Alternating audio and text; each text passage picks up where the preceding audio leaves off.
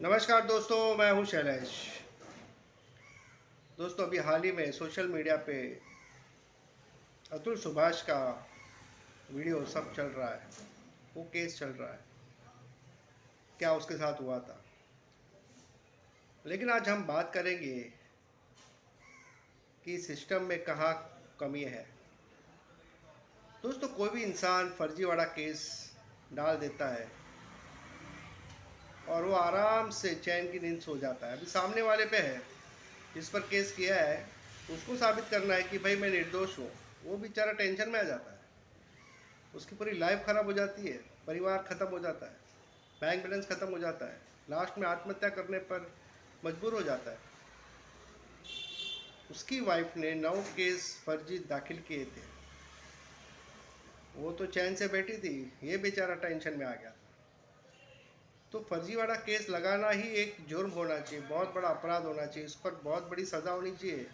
कम से कम 20 साल की सज़ा होनी चाहिए। अगर हमारे देश में ऐसा कानून होता कि कोई भी झूठ बोलकर एफआईआर करता है तो फिर उसको 20 साल की सज़ा होगी, तो फिर ये कितने सारे केस हैं जो ख़त्म हो जाएंगे। कम से कम बोल रहा हूँ 15 से 20 लाख केस है जो चल रहे हैं। फर्जीवाड़ा केस, फर्जी केस, ऐसे डिवोर्स के केस है, ऐसे न जाने प्रॉपर्टी के केस है। लेकिन समझने की बात है कि ऐसा क्यों हो रहा है। जब भी कोई फर्जी केस दाखिल करना चाहता है, एफआईआर करना चाहता है, तभी अंडरटेकिंग होना चाहिए कि मैं जो भी दे रहा हूँ या दे रही हूँ वो सच है। अगर इसमें कुछ भी झूठ हुआ तो इसके लिए मैं ही जिम्मेदार हूँ। अंडरटेकिंग उसकी भी होनी चाहिए और पुलिस की भी होनी चाहिए। पुलिस को भी ये पूरा वेरीफाई करना चाहिए कि जो भी मैं रिपोर्ट बना रहा हूँ वो छानबीन करके पूरा करना चाहिए। अगर इसमें कुछ भी प्रॉब्लम है तो मैं जिम्मेदार हूँ। दोनों को सज़ा होनी चाहिए, तभी जाके ये ऑटोमेटिक ये फर्जीवाड़ा केस जो चल रहा है हमारे हिंदुस्तान में वो बंद हो जाएगा।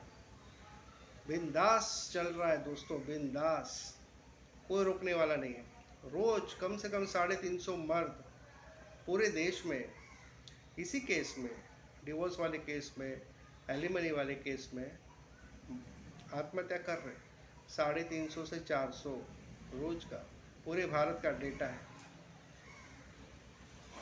आप चाहे तो गूगल पे सर्च कर सकते हैं। लेकिन कहने की बात यह है कि ये हो रहा है। हमारे देश में नेता लोग भी झूठ बोलते हैं, ये उन्होंने ही सिखाया है, झूठ बोलो गद्दी पकड़ो। लेकिन इन पे ही केस होना चाहिए सबसे पहले। तो आप देखो, पेपर लीक हो जाते हैं, तस्करी होती है, कितना करप्शन शुरू होता है इस फर्जी वाले केस से। सिर्फ डिवोर्स की बात नहीं कर रहा हूँ, और ड्रग सप्लाई होता है, नकली नोट छापी जाती है, न जाने क्या क्या होता है। फर्जी, सब फर्जी। सबका मुख्य कारण फर्जी केस है, क्योंकि भारत में फर्जी केस कोई भी दाखिल कर सकता है और उस पर कोई बड़ी सज़ा भी नहीं होती। तो नार्को टेस्ट करना ज़रूरी है। अगर नार्को टेस्ट कंपलसरी हो जाए ना, तो फिर ये फर्जी केस अपने आप बंद हो जाएंगे, अपने आप। बहुत ही इसका सीधा सॉल्यूशन, नार्को टेस्ट कराओ, फर्जी केस होंगे ही नहीं। और सारे कानून औरतों के लिए, तो मर्द क्या करेगा। मर्द के पास तो कोई ऑप्शन ही नहीं सिवाय आत्महत्या करने के। पढ़ा लिखा के माँ बाप जब बच्चे को बड़ा बनाते हैं तो क्या इसलिए बनाते हैं क्या, ताकि शादी के बाद ऐसे केस में कोई भी फंसा दे और बेचारा वो आत्महत्या कर ले। क्या गलती थी उस लड़के की, अतुल की क्या गलती थी। इतना अच्छा